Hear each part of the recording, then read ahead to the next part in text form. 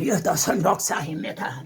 오늘 여러분과 함께 은혜 받을 말씀은 고린도후서입니다. 고린도후서 파노라마. 바울의 고린도후서를 기록할 때는요, 그의 한 편의 설교였다는 겁니다.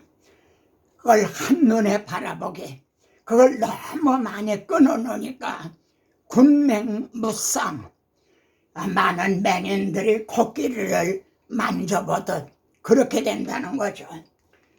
제가 제목은요, 수건이 벗어진 자와 벗어지지 아니한 자의 갈등. 이건 대단히 중요한 주제입니다. 여러분 귀를 기울이고 한번 들어보세요. 고린도후서의 특성입니다. 사람들은요, 고린도후서는 안정됨이나 조직성이 없이 막 격동하는 서신이다, 이렇게 말합니다. 그럴 수밖에 없는 것은요, 고린도 성도들을 소유하려는 말이죠. 거짓 사도와 참 사도의 격전장. 그리고 이것이 오늘 목회 현장인 겁니다. 고린도전서는요, 교회 내 문제를 복음으로 치유하는 것을 보았습니다. 그런데 고린도후서는요, 다른 복음을 전파하려는 자들과 복음을 보수하려는 자들의 변증이라는 겁니다. 이런 맥락에서요, 고린도후서는 현대교회, 한국교회에 아주 꼭 필요한 그러한 서신인 거죠. 자, 고린도후서를 해석하는 키워드는 수건입니다. 우리는 모세가 수건을 그 얼굴에 쓴 것 같지 아니하노라. 모세가 시내산에 두 번째 올라갔다 내려올 때 말이죠, 얼굴에서 광채가 났죠. 그래서 수건으로 얼굴을 가렸다. 엄밀히 말하면은 수건으로 얼굴에 나는 광빛을 가린 거죠. 그런데 우리는 모세가 수건으로 그 얼굴을 쓴 것 같이 우리는 아니한다는 거죠. 무슨 뜻입니까? 오늘날 복음의 빛을 가리우는 자들이 있다는 거죠. 누가요? 설교자들이 그렇다는 거죠. 그러나 그들의 마음이 완고하여 오늘까지도 구약을 읽을 때 이 수건이 벗어지지 아니하고 있다. 구약 시대는 의문이라는 수건으로 가려있는 시대라 해도 지금은 벗어져야 되지 않나요? 새 언약의 시대인데. 그런데 오늘까지 모세의 글을 읽을 때 수건이 마음을 덮었도다. 여러분, 이렇게 된 그들은 누군가요? 그리고 오늘까지라는 뜻은 뭔가요? 여기 이사야 59장에 너희 죄가 하나님의 얼굴을 가리우게 하셨다. 그래서 성막의 설계도는 휘장으로 지성소가 가려져 있었죠. 그런데 주님이 다 이루었다. 그리고 그 휘장을 열어주셨잖아요. 그런데 오늘까지도 수건이 벗어지지 않고 있다는 거예요. 얼마나 안타까운 일이에요. 그런데 심각한 거는요, 얼굴에서 수건이 벗어지지 않는 게 아니라 마음에서 벗어지지 않고 있다는 겁니다. 그러면 오늘날은 그렇지 않은가? 나는 수건이 벗어진 자인가? 벗어지지 아니한 설교자인가? 묻게 되는 거죠. 자, 마음에서 수건이 벗어지지 않고 있는 그들이 누구인가요? 그들이 히브리인이냐? 나도 그러하다. 그들이 이스라엘 사람이냐? 그들이 아브라함의 후손이냐? 나도 그러하다. 누구죠? 선민, 이스라엘, 유대인이라는 겁니다. 이방인이 아니라 유대인이라는 거죠. 그들이 그리스도의 일꾼이냐? 나도 더욱 그러하도다. 누구죠? 그들이 예수를 믿는 유대인들이라는 겁니다. 그리고 다른 사람들을 가르치는 설교하는 지도자들이라는 거죠. 변론의 그럼 쟁점이 뭡니까? 수건이 벗어진 자와 벗어지지 않은 자의 쟁점이 뭔가? 바울이 예루살렘에 올라갔을 때 야고보가 이런 말합니다.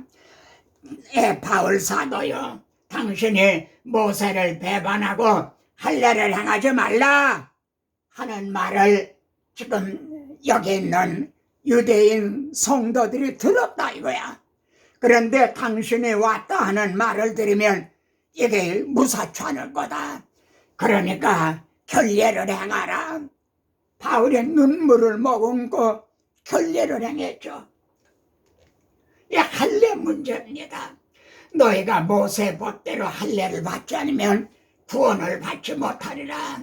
너희는 마음에, 그런데 정작 율법의 대명사라 하는 모세는요, 마음의 할례를 행하라는 거예요. 육신의 할례가 아니라 마음의 할례를 행하라. 그리고 귀의 할례를 받으라는 거예요.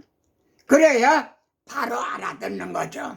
스데반 집사가 귀에 할례 받지 못한 자들아, 이 점을 성령이 교회들에게 하시는 말씀을 귀 있는 자는 들을지어다, 귀에 할례를 받은 자는 들을지어다, 그런 뜻이죠. 그런데 말입니다. 놀랍게도 사도행전 16장 여기 보면 바울이 디모데에게 할례를 행하고 있다는 겁니다. 예? 바울이 할례를 행하고 있어요. 왜요? 유대인과의 거리끼는 그러지 않기 위해 여기에서 이 점을 주목하십시오. 할례를 받지 않으면 구원을 받지 못하리라. 할례를 구원과 결부를 시켰기 때문에 그런 거예요. 구원은 오직 예수 그리스도의 십자가에만 100% 완성이 된 건데 할례를 받아야 구원을 얻는다는 거예요. 예를 들어 예수 그리스도를 믿으면 구원을 얻는다. 그런데 그래도 유대인들이 거리끼지 않도록 할례를 받으면 더 좋겠다. 만일 이렇게 문화적인 얘기를 했다면 바울도 받아들였을는지 몰라요. 그런데 구원과 결부시키니까 이건 용납할 수가 없는 거죠. 이해가 되십니까? 하나님은요, 돌로 제단을 쌓거든 다듬은 돌로 쌓지 말라. 종으로 그걸 쪼으면 부정하게 됩니다. 그들은 문자만 봤을 거예요, 유대인들은. 그리고 실제 단을 쌓을 때 이렇게 했을 거예요. 그런데 이 의미는 몰랐다는 거죠.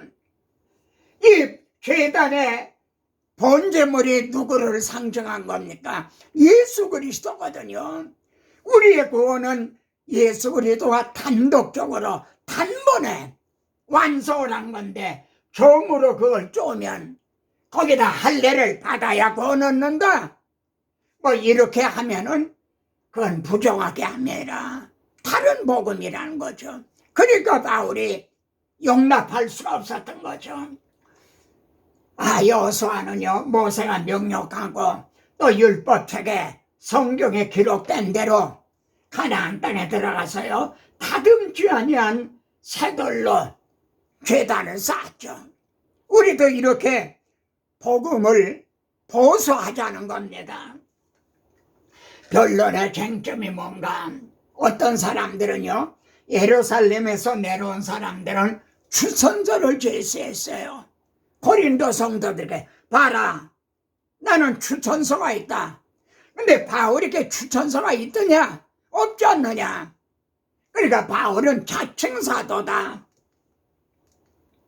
그래서 바울은요, 내가 사람에게서 난 것도 아니요, 사람으로 말미암은 것도 아니요, 오직 예수 그리스도와 그를 죽은 자 가운데 살리신 하나님 아버지로 말미암아 사도된 바울은 난 사람에게서 난 게 아니다. 복음을 보수하기 위해서요, 자신의 사도권을 옹호한 거죠. 자기가 거짓 사도라 이렇게 되면요, 바울이 전한 복음이 무너지잖아요. 자기 체면을 세운 게 아니에요. 복음을 보수하기 위해서요. 그러면은 수건이 벗어진 자와 벗어지지 아니한 자의 특성이 어떻게 갈라지는가? 우리는 새 언약의 일꾼이다 이거예요. 그래서 율법 조문으로 문자만 보고 있는 사람이 아니라 하나님의 영으로 하면이, 이거 영예를 한다는 뜻이 아닙니다. 하나님의 마음, 의도를 안다는 거죠. 누가 주의 마음을 알아 주를 가르치겠느냐? 우리가 그리스도의 마음을 가졌나니라. 예를 들면요, 삼대절개, 유월절, 오순절, 초막절은 하나님의 택하신 곳에 가서 지키라 이거예요. 아마 유대인들은 이렇게 했을 거예요. 근데 이 의미는 몰랐다는 거죠. 택하신 곳이 어딥니까? 아브라함에게 내가 지시한 사내가 내 독생자 이삭을 번제로 드리라. 또 다윗에게 지정해 주신 것, 솔로몬이 성전을 지은 것, 곧 우리 주께서 십자가에 못 박으신 것, 오직 구원을 여기에만 있다는 거죠. 이걸 몰랐던 거죠. 인자는 안식일의 주인이라. 그들은 안식일을 지켰어요. 근데 왜 안식일을 지키라 하시는가? 사람을 위해서인가요? 하나님을 위해서인가요? 주님은 이 안식일에 사람을 위한, 우리를 위해서 주셨다. 우리에게 진정한 안식을 주실 분이 누구예요? 수고하고 무거운 짐진 자들아, 다 내게로 오라. 내가 너희를 편히 쉬게 하리라. 문자만 보느냐? 주의 마음을 알아 가르치나? 이렇게 갈라지는 거죠. 수건이 벗어지지 않은 사람의 어떻게 특성이 나타나나요? 돌에 써서 새게 죽게 하는 율법 조문의 직분이냐, 마음에 기록한 새 언약의 직분이냐? 여러분, 정죄의 직분자인가? 정죄의 직분자들요, 무거운 짐을 묻고 사람의 어깨에 지우되, 무슨 뜻입니까? 이렇게 하지 마라. 또 이렇게 하셔서 복 받으시기 바랍니다. 사람들에게 이렇게 하라, 이렇게 하지 말아라. 이걸 어깨에다 짊어지운다는 거예요. 자신은 손에 까딱 안 하면서. 그런데 성도들은 그대로 행하지 못하니까 죄책감이 있고, 행하지 말라 했는데도 또 저질렀으니 또 죄책감이 있고, 이게 정죄의 직분인 거예요. 그런데 의의 직분은요, 죄와 성령의 법이, 생명의 성령의 법이 죄와 사망의 법에서 너를 해방하였습니다. 이게 의의 직분인 거죠. 그런데 여기에서요, 조심해야 될 건, 그리스도께서 우리를 자유하게 하시려고 자유를 주셨으니 굳건히 서서 다시는 종의 멍에를 매지 말라. 뭐 이 음식은 먹어도 되느냐, 먹지 않으면 안 되느냐, 뭐 절기를 지켜야 되냐 아니야, 이런데 매일 게 없다는 거죠. 그러나 사랑으로서 정도로 타는 게요, 율법의 정도릇이 아니라 그리스도의 사랑에 의해서 자발적으로 순종하게 된다는 거죠. 아시겠습니까? 그래서요, 하나님께서 행해 주신 일을 더 많이 전하느냐, 사람들이 행해야 될 일을 강조하느냐, 이렇게 갈라지는 거예요. 수건이 벗어지지 않은 특성이 또 어떻게 갈라지는가? 우리는 수많은 사람처럼 하나님의 말씀을 혼잡하게 하지 않냐고, 순전함으로. 그러니까 성경 설교를 할 때 하나님의 이 말씀이 혼잡되어 있느냐, 아니면은 더하거나 덜함이 없이 순전함으로 하나님 앞과 그리스도 안에서 말하느냐, 이 차이라는 거죠. 하나님의 말씀을 혼잡하게 하냐고 여기서 또다시 강조합니다. 사실 오늘날 하나님의 말씀이 얼마나 많이 혼잡되어 있습니까?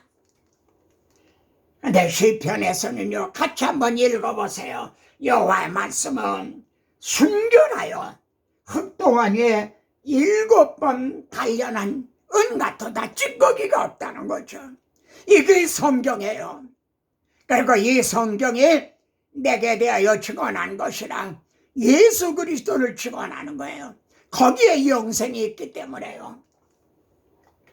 말씀의 혼잡이냐, 말씀의 순전함이냐.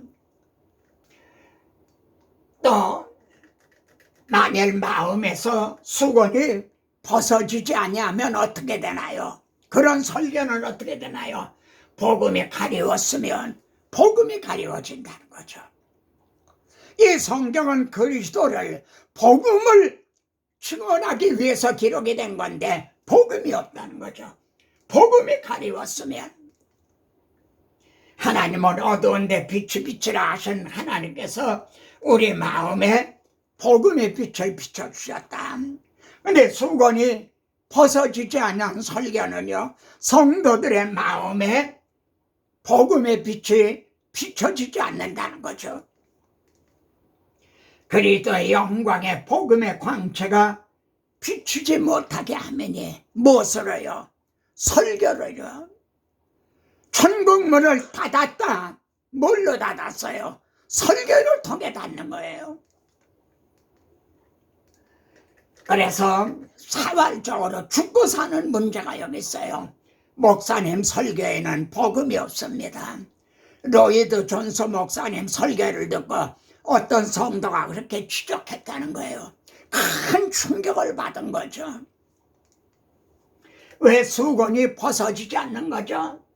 수건이 벗어지는 비결은 뭔가요? 완고해서 그래요.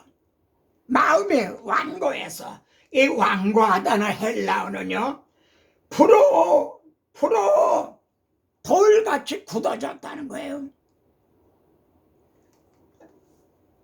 그래서 이방인들의 선교 사명은요, 예루살렘 교회가 아니라 안디옥 교회에 주어진 거예요.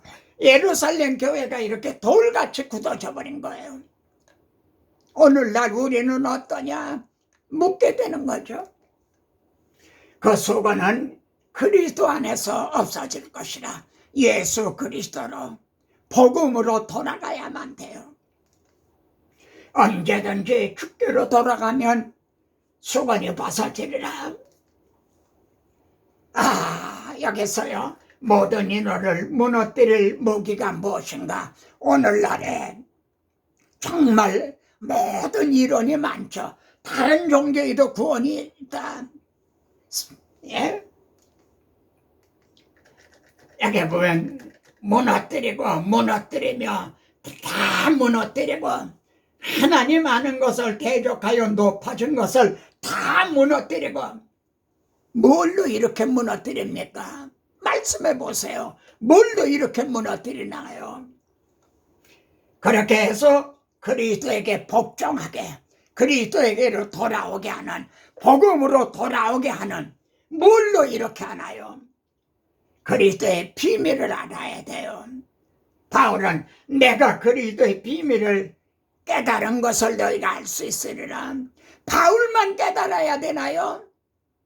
바울이 깨달은 걸 기록을 했어요. 그래서 우리에게 주었어요. 이게 로마서, 갈라디아서, 에베소서. 그러니까 우리도 그리스도의 비밀, 복음의 비밀을 깨달아야 마음에서 수건이 벗어지는 거죠. 그리고요, 영원부터 만물을 창조하신 하나님 속에 감추었던 비밀의 경륜이 어떠한 거, 이걸 깨달아야 돼요. 여러분, 성경은요, 점들의 모임이 아니에요. 명언집과 같은 게 아니에요. 위인정지가 아니에요. 창세기에서 죄가 들어오자 내가 하리라, 여자의 우선을 통해. 그리고 계시록에서 이루었도다, 나는 알파와 오메가요. 비밀의 경륜이에요. 이걸 깨달아야만 되는 거예요. 이걸 우리는 알아듣기 쉽게 구속사라, 이렇게 말하는 거죠. 그래서 성경의 통일성, 일관성, 전진성을 증언해 줘야 돼요. 그럴 때 이게 무너져 버려요. 그러면 수건이 벗어진 자가 전해준 복음이 뭔가? 즉 바울이 전해준 복음이 뭔가요? 모든 것이 하나님께로 났다. 이 복음은요 다 하나님이 이루어 주신 거예요. 누구를 통해서요? 자기 아들을 통해서요. 다 하나님이 해결해 주신 거예요. 주님의 십자가상에서 태태로서 다 해결했다. 그들의 죄를 그들에게 돌리지 아니하시고 우리의 죄를 우리에게 돌리지 아니하시고요. 내 죄를 내가 책임지라 그러시지 않았다는 거예요. 그러면은 어떻게 하셨나요? 하나님의 죄를 알지도 못하신 자로 우리를 대신하여 죄를 삼으셨다. 이게 십자가 사건인 거예요. 우리 죄만 해결해 준 게 아니라 그렇게 하고 하나님의 의가 되게 하려 함이라. 하나님의 의가 나타났습니다. 우리를 의롭다고 여겨주신 것이죠. 이 말씀이 문제 많은 고린도 교회 성령이 하시는 말씀입니다. 오늘 이 말씀은 문제 많은 한국 교회 성령님이 하시는 말씀입니다. 문제 많은 고린도 교회에 그럼 촉구하는 바가 뭔가? 우리를 자기와 화목하게 하시고 먼저 우리가 화목하게 했죠. 하나님과 화목했죠. 그리고 화목하게 하는 직분을 주셨어요. 성경에는 목사, 장로, 권사 직분이 많지만 공통 분모는요 화목하게 하는 직분이에요. 이게 공통 분모예요. 그리고 화목하게 하는 말씀을 전해줘라 부탁을 하셨죠. 화목하게 하는 말씀이 화목 제물이 되어주신 복음인 거죠. 그래서 그리스도를 대신하여 내가 그리스도가 보내주신 사신이 되어 그리스도를 대신하여 간청하노니, 여러분 누가 간청해야 됩니까? 제가 차를 운전하다가 다른 사람 차를 받았다면 누가 간청을 해야 되나요? 가해자는 제가 간청을 해야죠. 그럼 하나님의 차가 내 차를 받은 겁니까? 내 차가 하나님의 차를 받은 겁니까? 누가 간청을 해야 되나요? 그런데 하나님은요 자기 아들을 통해서 다 해결해 놓으시고 종들을 보내셔서요 간청하시는 거예요. 나와 화목하자고. 내가 다 해결해 놓는다고. 너희가 이대로 죽으면 안 된다고요. 너희는 하나님과 화목하라. 그러므로 문제 많은 고린도 교회 촉구하는 한국 교회 하시는 말씀이죠. 하나님과 바른 관계인지 관계성을 점검하려는 촉구죠. 얼마나 예배당을 크게 줬느냐, 얼마나 사람이 모이느냐, 얼마나 좋은 사회사업 그런 일을 하느냐, 그게 먼저가 아니에요. 하나님과의 관계가 바른 관계냐 아니냐. 그래서 바울은요 너희는 믿음 안에 있는가? 너희 자신을 시험하고 너희 자신을 확증하라. 스스로 속이지 말라. 만일 예수 그리스도께서 내 안에 계시다는 걸 알지 못하느냐? 그렇다면 넌 버려온 자니라. 이 성경 구절 찾아보세요. 얼마나 심각한 한국교회 하시는 말씀입니까? 사도는 이 말씀을요 눈물을 흘리면서 하고 있어요. 저도 눈물을 흘리면서 이걸 전하면 좋겠어요. 그런 사람들은 거짓 사도요 속이는 일꾼이니 그리스도의 사도로 가정하는 자들이라. 이것도 이상한 일이 아니라 사탄은 가장의 명수라는 거죠. 그들은 사탄에게 쏟고 있다는 거죠. 마귀의 심부름을 하고 있다는 거죠. 어떻게 보면 얼마나 독선적인 얘기입니까? 예? 얼마나 교만한 얘기처럼 들리나요? 제 설교를 들을 때도 그렇게 그런 인상을 받지 않으시나요? 그런데 바울은 눈물을 흘리면서 말하고 있어요. 많은 눈물로 너에게 쏟노니 이제도 눈물을 흘리며 말하노니 3년이나 쉬지 않고 내가 눈물을 흘리면서 너희에게 권했다. 그런데 고린도 후서에 말이죠, 전투적인 서신인데 연보를 권하고 있다는 거예요. 비하인드. 여기 숨은 뜻이 뭔가요? 이렇게 하는 의도가 뭔가요? 어떤 학자들은요, 이거는 다른 데 있는 말씀이 여기 와서 이제 끼어들었다. 여기 어울리지 않는다는 거죠. 근데 바울이 이렇게 하는 의도가 뭔죠? 너희의 넉넉한 것으로 그들의 부족한 것을 보충하면 이방인들에게 예루살렘의 그 흉년, 가난 등 거를 이제 이렇게 보충하게 하는 거죠. 만일 이방인들의 그들의 영적인 것을 나눠 가졌으면 육적인 것으로 그들을 섬기는 것이 마땅하니라. 바울은 예루살렘으로 구제 헌금을 가지고 올라가요. 그러면서 이렇게 기도를 부탁을 해요. 예루살렘에 대하여 내가 섬기는 일을 구제 헌금을 드리면은 성도들이 받을 만하게 하고, 그런데 안 받아. 그 개 같은 그들이 주는 거 안 받아. 굶어 죽을지라도 안 받아. 완고한 유대인들이 그럴는지도 모른다는 거죠. 성도들이 받을 만하게 하고. 바울이 풀어야 할 난자가 뭡니까? 예루살렘에 있는 그리스도인들, 그리고 이방인들, 바울이 전한 이방인들의 그리스도를 어떻게 하면 화합을 시키는 거예요. 제가 이런 설교라는 것도 우리 한국교회를 사랑하기 때문에, 동역자들을 사랑하기 때문에 30년 후, 50년 후에 한국교회가 어떨 것인가, 이걸 바라보기 때문에 서구교회가 어떻게 되고 있어요. 우리는 그 전철을 따라가고 있는 거 아닌가요? 사도는 주 예수의 날을 지금이 아니라 주님이 재림하시는 그날을 바라보고 있어요. 너희가 주 예수의 날에는 우리의 자랑이 되고. 무슨 뜻입니까? 성도들이 다 낙오되지 않고 하나님 앞에 서게 되는 거예요. 이게 자랑인 거죠. 우리가 너희 자랑이 되는 것이라. 바울 목사님 정말 고맙습니다.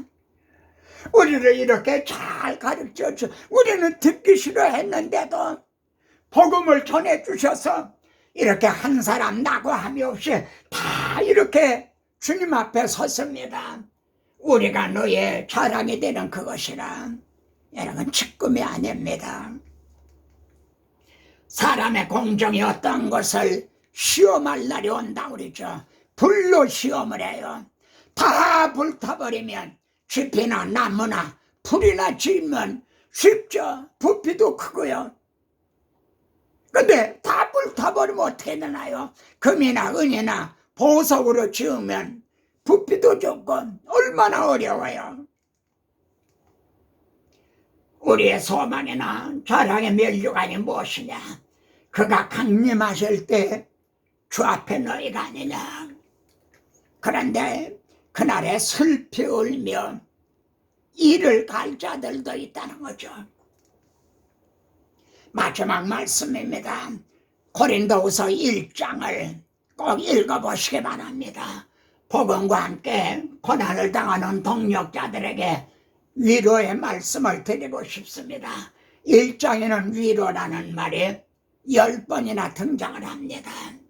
모든 환난 중에서 우리를 위로하사, 주님이 주 성령께서, 위로의 성령께서요, 하나님께 받은 위로로서, 복음 전자들이 하나님께 받은 위로로, 근데 자기가 그 위로를 차지하는 게 아니라 모든 환난 중에 있는 성도들을 능히 위로하게 하는 그 위로도 또 성도들을 준다는 거죠. 그래서 복음 전도자는요, 같이 한번 읽어보세요. 영광과 욕됨으로 하고 이렇게 무명한 자 같으나 유명한 자요. 우리 이 시청하시는 목사님들 중에도 이름 없는 무명한 자가 많을 겁니다. 그래도 여러분이 주님이 인정해 주시는 유명한 자요. 근심하는 자 같으나 문제가 많으니까요. 그러나 심령은 항상 기뻐하고요. 가난한 자 같으나 실제 가난해요. 그러나 복음을 전해서 하나님의 자녀가 되게 하니 많은 사람을 부유하게 하는 자요. 아무것도 없는 자 같으나 모든 것을 가진 자니라. 왜요? 창조주 하나님이 여러분의 아버지가 되시기 때문이죠. 하나님 아버지, 가장 비천한 조을 들어 너는 내 입이 될 것이라 하나님의 말씀을 대언하게 하시니 감사합니다. 계시록에 영원한 복음을 가지고 날아가는 천사처럼 이 말씀이 전파를 타고 세계를 향하 날아갈 때 흥왕하게 하시고 세력을 얻어가게 하시고 다른 밭을 치게 하옵소서. 이 영상을 시청하는 말씀에 이르는 곳마다 하나님의 영광이 나타나고 영광을 받으시고 영광을 돌리게 되기를 원하나이다. 하나님이여, 주는 하늘 위에 높이 들리시며 주의 영광을 온 땅에 높아지기를 원하나이다. 아멘.